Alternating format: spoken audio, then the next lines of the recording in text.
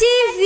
Ngori bata wabata pa Zimbabwe iko zvinezvi. Muri Zimbabwe ndadzoka. Ukaona ndakadai soziva kuti ndinenge ndakatakura majoka. Iko zvinezvi word in the street zvinhu zviri kuitika. Inini anditaura zvinhu zvetime kana zvichazoitika. Ndikutaura zviri kuitika izvo so. President Emerson Mnangagwa is back from Kenya. Izvezvi vachatobva kudzika avana kana 5 minutes.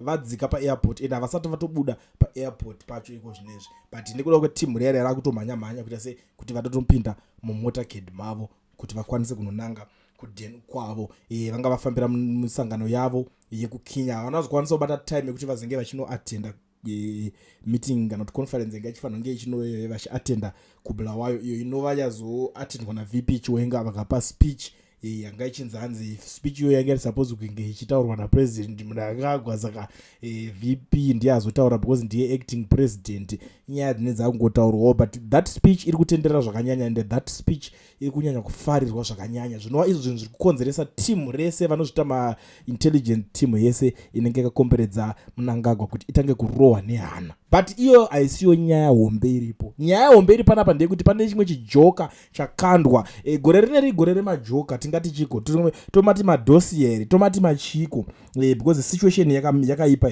pana anonzi Chitando ari kunzi achallenge Zanupf kuti iite presidential age limit ye 80 years. Situation iyi kai pakatoshata because the current president atogara akatodarika 80 years kudhara. So I don't know kuti skill rake iri raari kutaura kuti vari kuda kuti tingati varida kuzovharira uyo achada kuzouya uyo kumberiyo here kuti kana pamwe achazoda kunyatsozogaina ground akuma 80 years hazvisi kunyatsonzwisisika but mamiriro akaita nyaya yacho panapa ndapari kunzi Zimbabwe's political debate should focus on presidential age limit rather than terms limit. Former Masvingo Central MP Jefferson Chitando has argued, warning that advanced age leadership hampers national development. Instead of pushing to amend the presidential term limit, Zanupf must campaign for the amendment of the presidential age limit to 80 years. This disease of having a moving grave as president is and developed Africa country. Chitando said on Wednesday he cautioned that leaders in advanced age spend more time managing personal health than addressing the country's pressing issues. We can't be Paul Biya's Cameroon or Museveni Uganda. We need young, innovative, technologically advanced and modern political leadership, he added. Chitando said that if Zanupf is truly a patriotic and responsible political party, it must prioritize a presidential maximum age limit amendment for 2028. He described this as a progressive move compared to proposals that would keep presidents in office well into their 90s. Public leadership must reflect energy, innovative, and the capacity to implement reforms. An age limit is necessary to ensure the national priorities takes presidents over personal longevity in office. Chitando emphasized. The former MP remarks come amid growing discussions about electoral reforms and the future of leadership in Zimbabwe, highlighting the need for a younger, forward-looking political class, a drive the country's modernization agenda. Ndo mashoko avo avari kubuda vachisanganisa mhuri yeZimbabwe vachitaura kuti zvoni iko zvinezvi muri kutambisa nguva muchiswera muchinyisa vanhu vekuti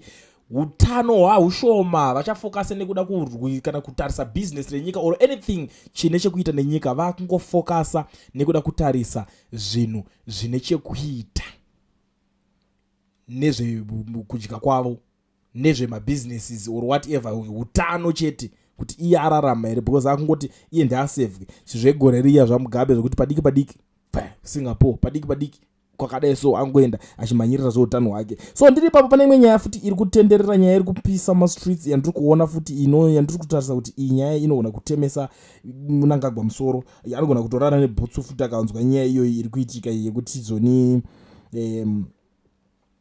Chivayo ari kutatsurana na energy Mutodi. Of which Mutodi munhu wekuti ari kunga vanhu vekuti vanenge vachishandiswa pamapolitical games zvazvo zvinorambawo zvazvo but asi munhu wekuti Chivayo anobva abuda musaga otaura kuti zvoni this man toda kumudya kuma primary elections as if Chivayo ane access kana kuti ane capacity yekudyisa vanhu kuma by-election. Ari kutoratidza kuti anokwanisa here, ane capacity yekuti vanhu vakwanise kunge vachirigana here. Ipapo ndo pari kunyanya kuzonetsa ipapapa.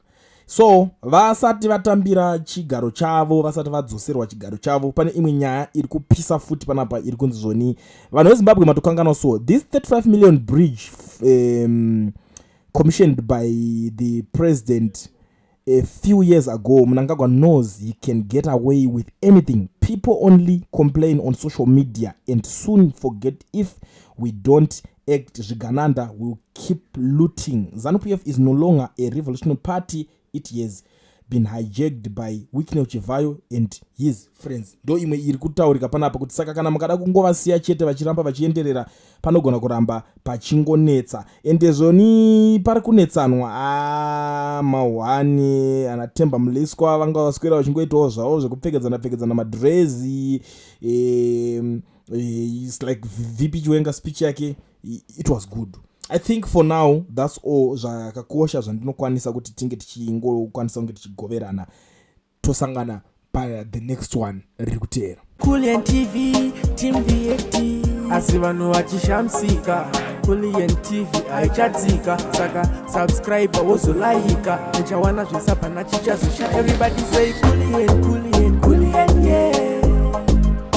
Information is brilliant yeah. Everybody say Kulian